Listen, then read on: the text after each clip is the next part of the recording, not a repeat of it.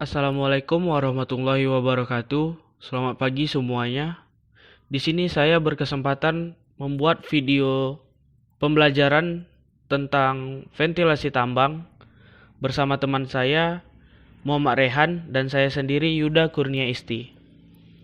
Dengan judul Aspek-aspek pengendalian udara yang baik pada ventilasi tambang bawah tanah. Dengan Bapak dosen pembimbing ventilasi tambang kami, Bapak Dr. Handus Bambang Heriadi MT, selaku pembimbing mata kuliah ventilasi tambang. Pada halaman pertama kita membahas tentang prinsip dasar ventilasi tambang bawah tanah. Ventilasi tambang bawah tanah, sebelum untuk membahas prinsip dasar ventilasi tambang bawah tanah, perlunya kita ketahui bahwa ventilasi tambang itu merupakan pengaturan aliran udara bersih dari permukaan atau luar tambang ke dalam tambang bawah tanah. Dalam pengaturannya, udara akan mengalir dari suhu yang rendah ke suhu yang tinggi, dan dari tekanan yang tinggi ke tekanan yang rendah.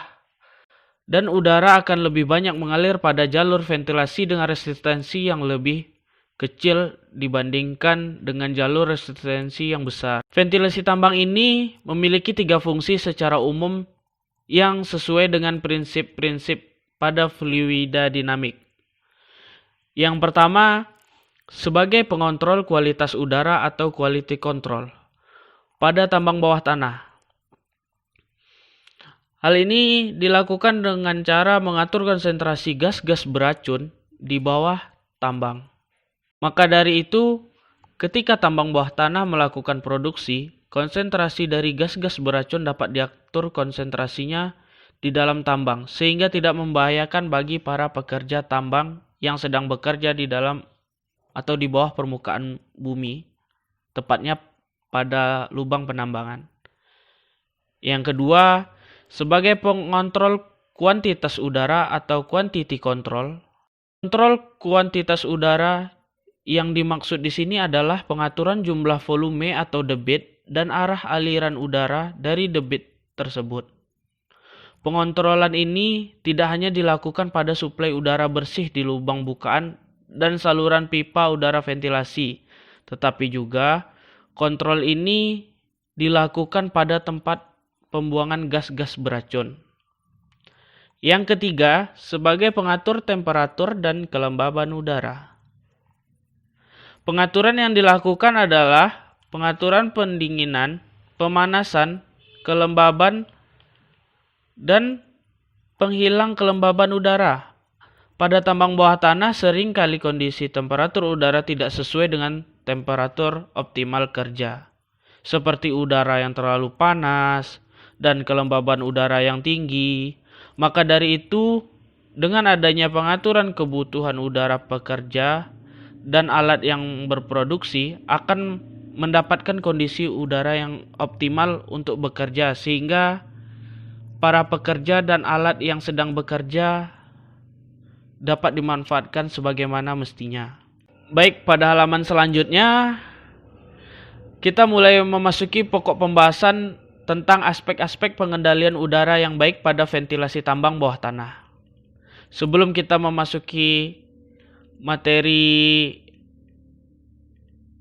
tersebut, yaitu sistem ventilasi berdasarkan penggunaan fan, kita harus tahu sebelumnya sistem ventilasi berdasarkan asal suplai udara. Sistem ventilasi berdasarkan asal suplai udara dibagi menjadi 2, yaitu ventilasi alamiah dan ventilasi buatan. Sistem ventilasi alami terbentuk secara alami seiring dengan terbentuknya bukaan atau pengalian tunnel pada tambang bawah tanah.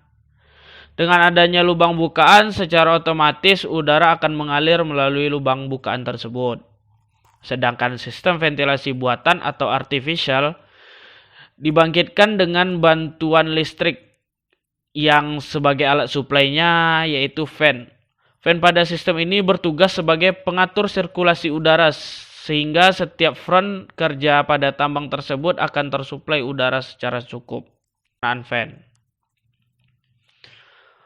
Penggunaan fan dalam sistem ventilasi tambang dibagi menjadi 4. Yang pertama, halaman selanjutnya yaitu forcing system atau sistem hembus.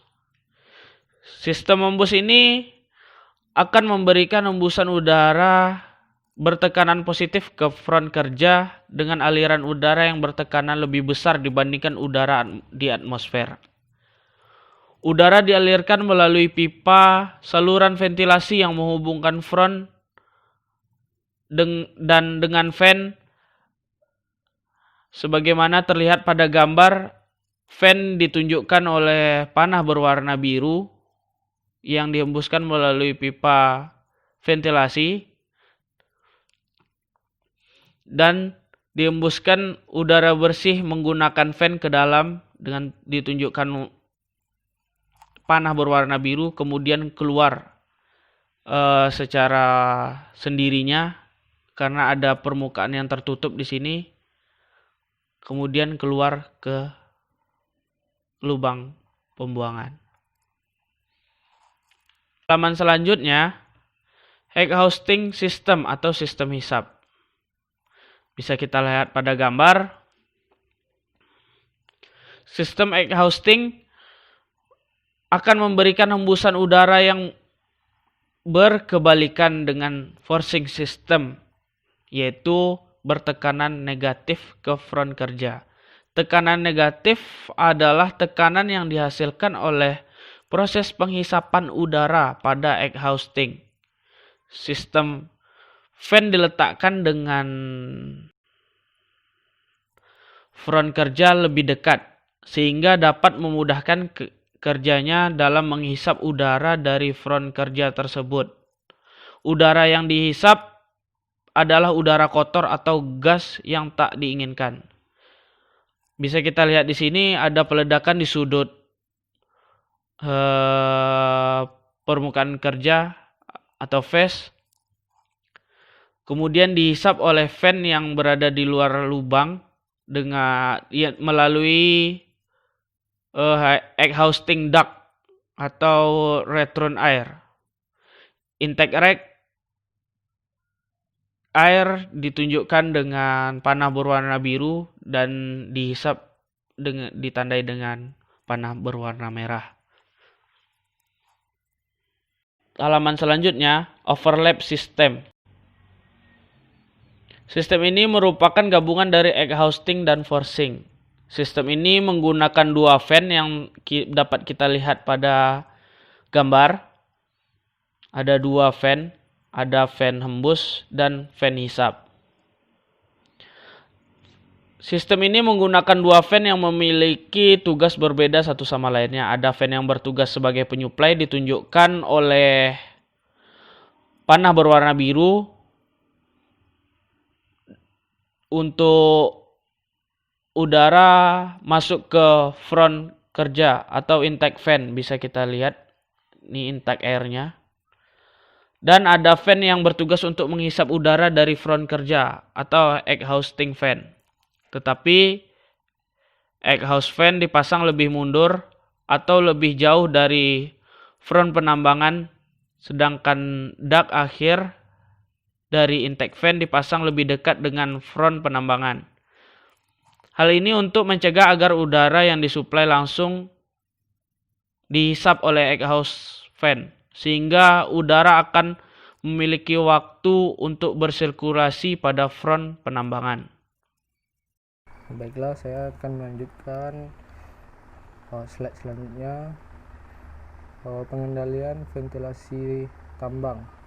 Ventilasi tambang ini ada dua, pengendalian kualitas udara dan pengendalian kuantitas udara. Dalam pengendalian kualitas udara terdapat 5 parameter. Yang pertama, gas.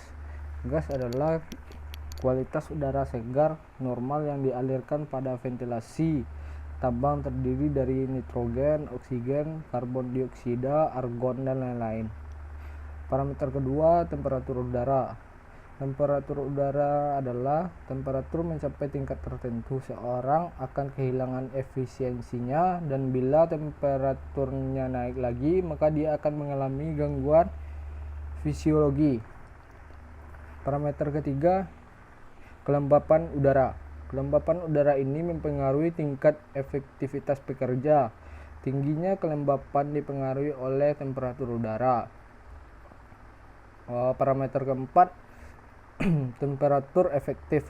Temperatur efektif ini adalah kombinasi dari temperatur udara, kelembapan udara, dan kecepatan udara yang menimbulkan kondisi terma pada suatu lokasi front kerja. Parameter kelima, efisiensi kerja. Efisiensi kerja adalah persentase efisiensi kerja ditentukan oleh hasil temperatur efektif pada lokasi penelitian.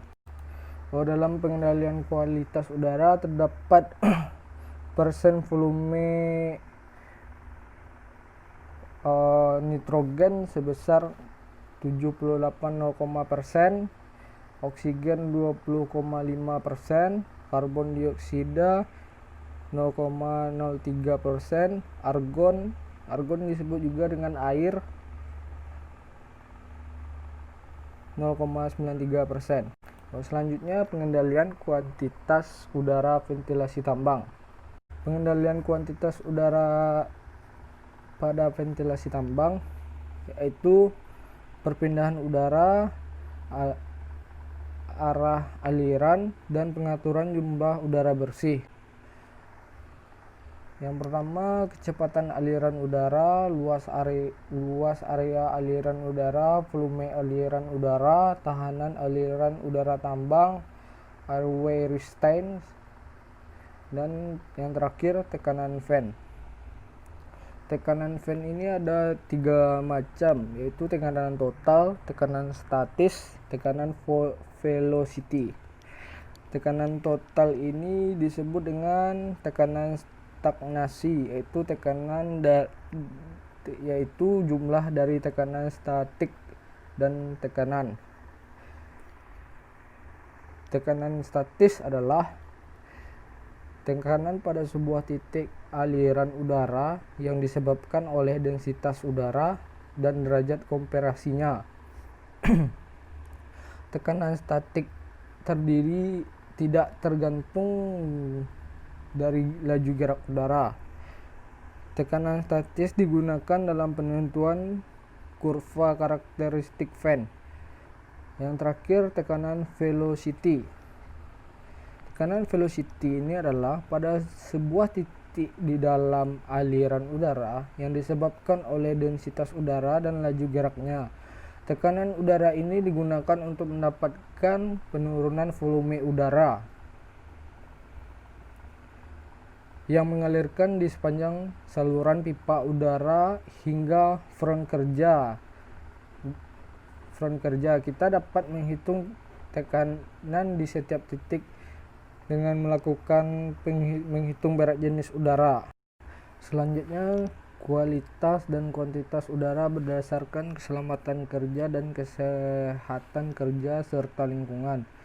Berdasarkan keputusan Kemen Pertambangan dan Energi nomor 55K.K 26 per MPE tahun 1995. Parameter kuantitas udara yang diperlukan di tambang bawah tanah adalah volume atau debit dari udara yang disebut dengan juga rumusnya Q, yang mencakupi dengan melalui titik tertentu pada saluran udara atau pipa tiap detik. Perhitungan kuantitas udara di permuka kerja berdasarkan kebutuhan udara minimal pernafasan para pekerja di permukaan kerja, yaitu dengan mengalihkan dengan main shift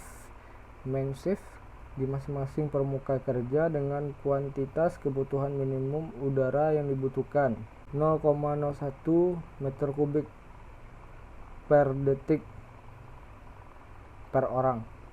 Yang kedua, berdasarkan jumlah aliran udara yang mengalir di front kerja didefinisikan sebagai hasil perkalian antara besar kecepatan rata-rata aliran udara dengan rumusnya V dengan luas penampang dari saluran udara atau pipa rumusnya A. Bagian ke-8, Bagian ke-8 pasal 370 mengenai standar ventilasi. Baiklah, itu hasil presentasi kelompok kami. Apabila ada kesalahan mohon dimaafkan. Wabillahi taufik wal hidayah. Wassalamualaikum warahmatullahi wabarakatuh.